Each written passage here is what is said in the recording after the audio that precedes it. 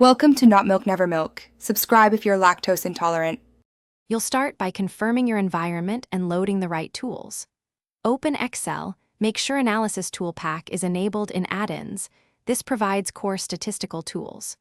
Once done, enable the Developer tab so you can access advanced features and macros later.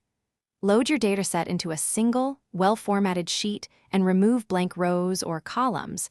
This prevents misaligned ranges. Now define clear headers and convert the range to a table so formulas and pivots update automatically. Next, you execute the main analytical steps. Insert a pivot table to explore categories and time trends quickly. Pivots let you slice data without changing source. For statistics, open data analysis and run descriptive statistics, regression, or ANOVA depending on your question, making sure ranges include labels.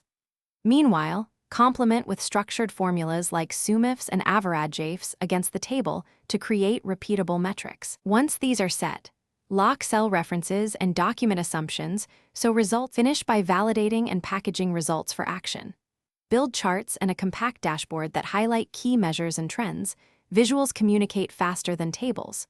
Once done, run spot checks, compare pivot outputs to raw sum formulas, and inspect sample rows to confirm accuracy.